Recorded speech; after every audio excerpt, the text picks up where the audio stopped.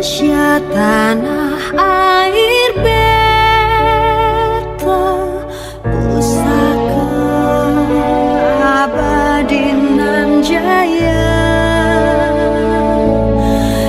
Indonesia sejak dulu kala tetap dipuja-puja bangsa. Di sana tempat lahir beta, dibuai dibesarkan bunda, tempat Halo semuanya, selamat pagi. Balik lagi nih di podcast kita, podcast Meteklif, Meteorologi dan Klimatologi. Yeay. Yeay. Yeay. Oke, seperti yang udah kita ketahui ya, saat ini Indonesia sedang berduka di mana terjadi bencana yang melanda di NTT, mulai dari banjir bandang, longsor, angin puting beliung, serta banyak sekali merenggut korban jiwa. Nah, betul sekali nih Teh Zahra, karena kan berita ini tuh sedang naik-naiknya sama lagi viral lah ya intinya tuh. Maka dari itu kan akan ada beberapa hal gitu yang akan kita bicarakan nih di podcast ini. Dan mungkin kita berdua akan saling berdiskusi ya mengenai beberapa hal yang berkaitan dengan bencana alam yang ada di NTT. Bener banget nih Pepi, di sini kita itu bakal banyak diskusi nih antara aku sama Pepi. Oke, mungkin kita langsung aja kali ya biar nggak buang-buang waktu gitu. Gimana Teh Zahra? Boleh kita bahas nih satu persatu dari awal mulai penyebabnya, lalu penyebab lainnya. Jadi kita bisa diskusi nih di sini. Oke, kalau gitu kita mulai aja kali ya. Karena di sini nih Teh Zahra yang lebih tahu duluan mengenai bencana ini. Jadi menurut Teh Zahra nih, bencana ini tuh terjadi gara-gara apa sih Teh? Oke, kita langsung nih ya ke pembahasan yang pertama. Tentang pembahasan mengenai penyebab bencana. Jadi kalau bahas mengenai salah satu penyebab ialah saat ini Indonesia sedang mengalami siklon tropis. Nah, siklon tropis ini tuh ada dua yang sedang terjadi di Indonesia. Ya, yang pertama itu ada siklon tropis Roja dan yang kedua itu ada siklon tropis Odet. Itu tuh dari BMKG ya. Tapi ini tuh sebetulnya salah satu penyebab aja sih. Mungkin belum aku ketahui juga, mungkin ada beberapa pendukung lain ya yang mendasari adanya kejadian di NTT ini. Tapi perlu diketahui juga, penyebab utamanya itu dari siklon tropis. Oke. Tapi nih Teh, kan siklon tropis itu tadi disebutin ada dua ya. Bisa tolong jelasin nggak dari masing-masing siklon tersebut? Oke, aku jelasin ya. Tadi aku jelasin kan ada dua nih ya. Jadi yang pertama itu ada siklon tropis Roja. Nah, siklon tropis Roja ini perlu kita ketahui itu terjadi pada 5 April 2021. Itu tuh terjadinya pada jam 1 WIB. Nah, siklon tropis ini tuh terjadinya itu di Laut Sau ya, sebelah barat daya Pulau Timur, dan arah geraknya itu memang menjauhi Indonesia. Tapi kan awalnya tuh kayak munculnya tuh di Indonesia nih Teh. Tapi ini tuh lokasinya kan masih dekat sama Indonesia. Jelas dong, karena dekat sama NTT, ya pasti kan menyebabkan banyak bencana buat Indonesia, terutama di NTT. Nah, lalu ada beberapa dampak nih yang terjadi. Yang pertama itu, adanya hujan lebat disertai kilat dan petir, dan juga angin kencang di daerah NTT, Sulawesi Selatan, Tengah, Tenggara, sampai ke Maluku. Lalu yang kedua itu ada gelombang laut tinggi mulai dari 1,25 sampai 6 meter. Ini sih jelas ya, tinggi banget nih gelombangnya. Ya, tinggi banget ini. Nah, lalu yang kedua itu aku tadi jelasin aku ngomong tentang siklon tropis Odet. Nah, ini tuh terjadinya tuh 8 April 2021 jam 19 WIB. Jadi, 2 hari setelah adanya siklon Seroja, ternyata siklon Odette tuh muncul juga. Tapi itu tuh sebenarnya bukan di Indonesia ya, tapi di dekat Indonesia. Nah, itu tuh ada di sebelah selatan Jawa Barat.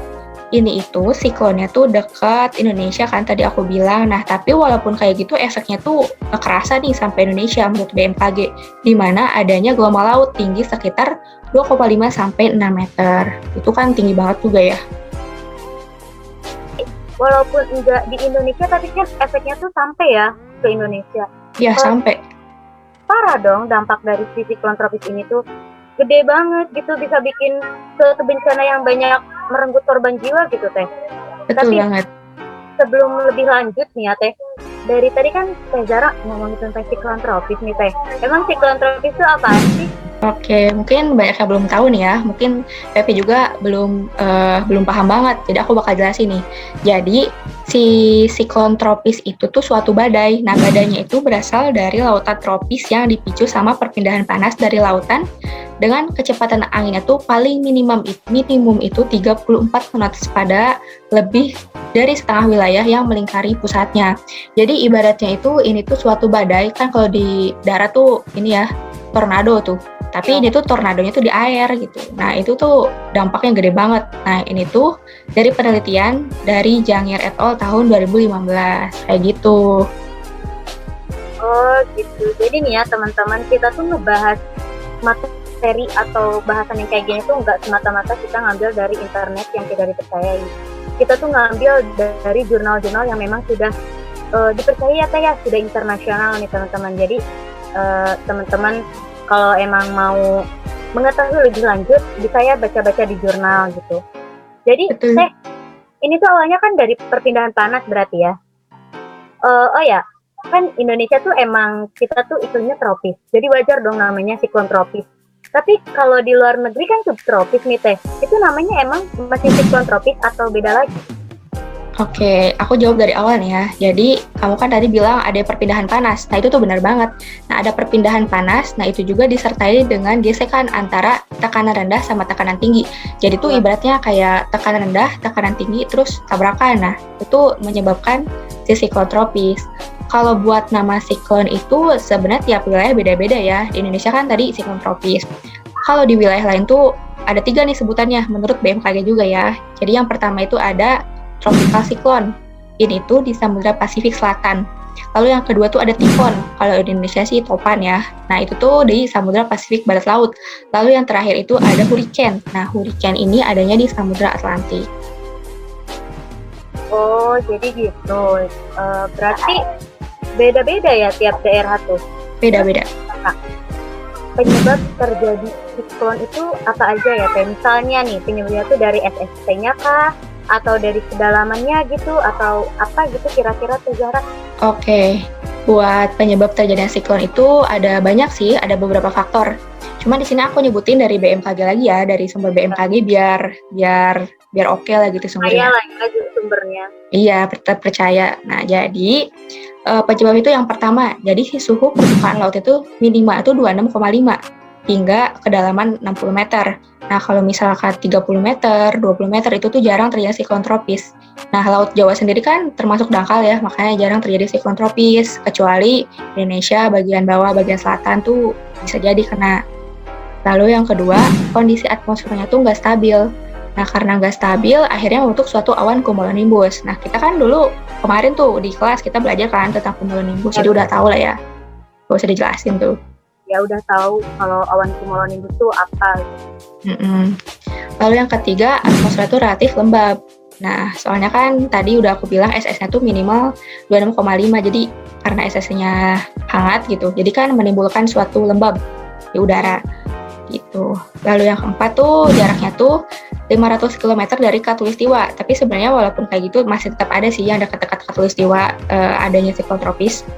Lalu yang kelima itu ada gangguan atmosfer di permukaan bumi berupa angin yang berpusar disertai dengan pupunan angin. Lalu yang terakhir itu ada perubahan kondisi angin terhadap ketinggiannya itu nggak terlalu besar. Nah, perubahan kondisi angin yang besar ini akan mengacaukan proses perkembangan badai guntur. Kayak gitu, itu untuk penyebabnya ya. Wih, mantap banget nih. Keren nih kan pengetahuannya Teh. aku tuh jadi paham gitu mengenai siklon tropis yang sekarang ini. Kalau gitu, ini tuh ada hubungannya dong, Teh, sama La Nina yang terjadi akhir-akhir ini. Sama La Nina ya? Iya, Oh iya, ada hubungannya berarti. iya Tapi bener. Pul, iya ya. Tapi Pul, emang kamu tahu tentang perkembangan La Nina saat ini? Emang sepengetahuan kamu, emang La Nina sekarang tuh kayak gimana sih Pul di Indonesia? Pengetahuan aku nih ya. Jadi di Indonesia tuh saat ini kan sering hujan gede banget gitu. Ngerasa nggak sih? Aku ngerasa banget sih di sini di Purwakarta lagi. Hujan gede disertai petir ataupun angin. Nah, itu tuh salah satu faktornya emang La Nina, Teh. Terus La Nina itu kan fenomena suhu permukaan laut di Samudra Pasifik garis khatulistiwa gitu, yang mengalami penurunan suhu. Sedangkan di Indonesia bagian timur mengalami kenaikan SST. Terus untuk saat ini La Nina Indonesia tuh emang lagi pada masa La Nina moderat, di mana itu artinya La Nina tingkat sedang. Tapi nih, walaupun sedang, efeknya tuh besar gitu karena ada banyak faktor pendukung lainnya gitu. Contohnya kayak apa ya, yang membuat efek La Nina terasa ini tuh dari angin muson, terus ITCZ atau Intertropical Continental Zone, lalu ada siklus Walker, MGO, dan juga ada kondisi lokal Indonesianya seperti topografi dan vegetasinya gitu, Teh Zara. Wih, banyak banget tuh ya pengaruhnya mulai dari La Nina, terus merembet nih ke MGO, ITCZ, dan lainnya. Kalau kayak gitu, terus aku mau nanya nih, kan tadi jelasinnya salah satunya itu berkolerasi dengan angin muson. Nah, kira-kira nih hubungannya apa ya sama angin muson dari tadi La Nina itu? Wah, hubungannya sih jelas erat banget nih, Teh Zara. Jadi untuk saat ini kan Indonesia sedang mengalami muson barat ya. Nah, si muson barat ini tuh terjadi pada bulan Oktober sampai dengan Februari. Sedangkan Maret itu masih dalam peralihan, dan sekarang itu bulan April. Jadi ini juga termasuk kemarau tapi masih di awal-awal. Terus efeknya juga ada efek peralihannya gitu. Nah, La Nina ini kan pengaruhnya hujan akan semakin deras banget kan.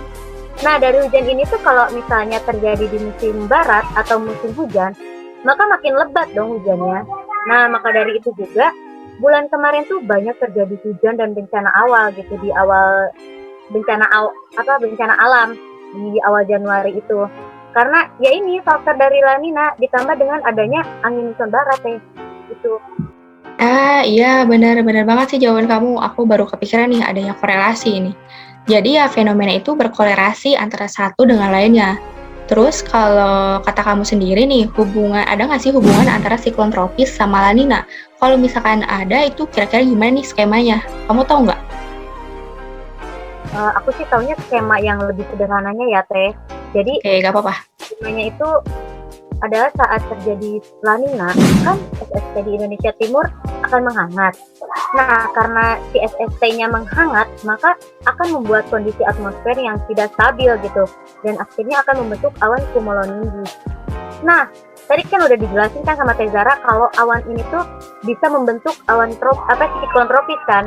Jadi ya skema singkatnya seperti itu. Jadi akhirnya si atmosfer yang tidak stabil akan membentuk awan cumulonimbus yang menyebabkan si siklon tropis, Teh Zara.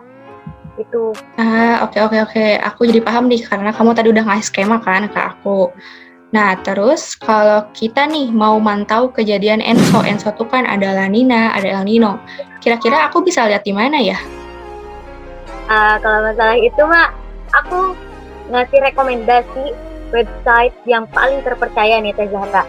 Jadi kita tuh bisa lihat di Nino Index yang ada di website NOAA. Ini ada di bawah ya. Nanti ditunjukin kok.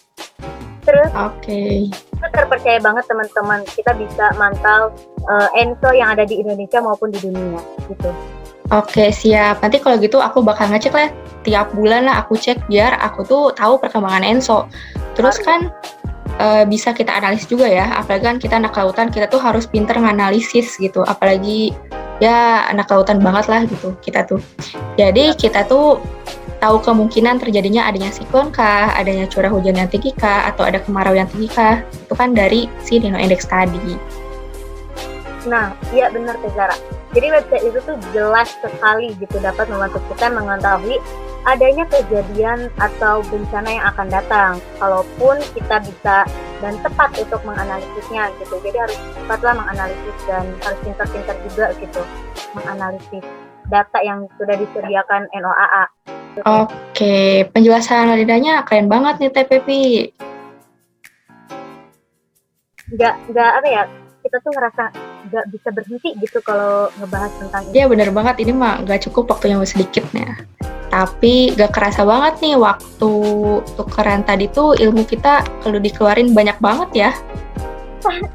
Iya bener juga.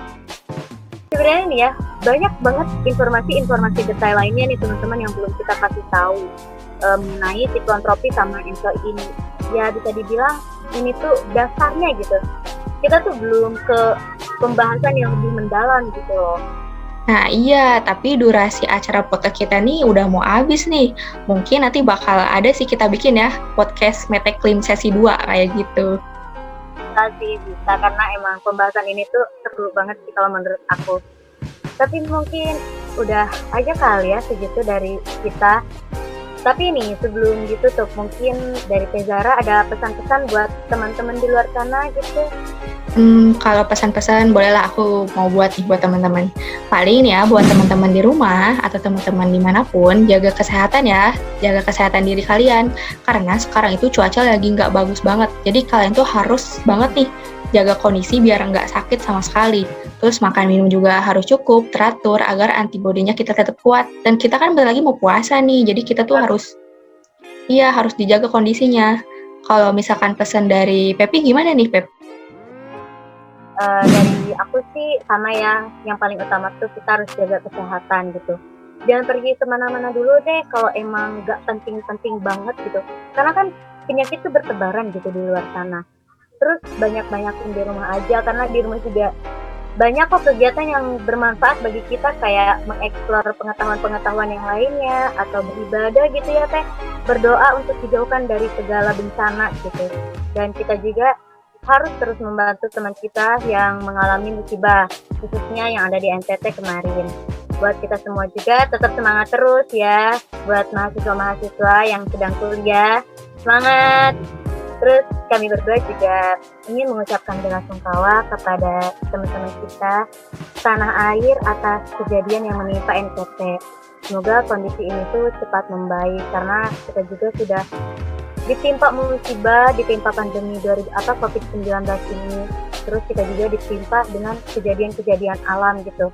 Yang efeknya tuh tidak kecil, malah banyak korban jiwa gitu loh Teh. Betul sekali TPP. Kalau gitu, karena ini udah selesai, kami berdua pamit undur diri ya.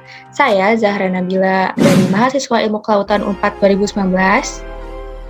Nah, dan saya Pepi Artianti dari mahasiswa Ilmu Kelautan Unpad 2019. Sampai jumpa. Dadah. Sampai bertemu di podcast selanjutnya. Bye-bye. Podcast yang kedua, dadah.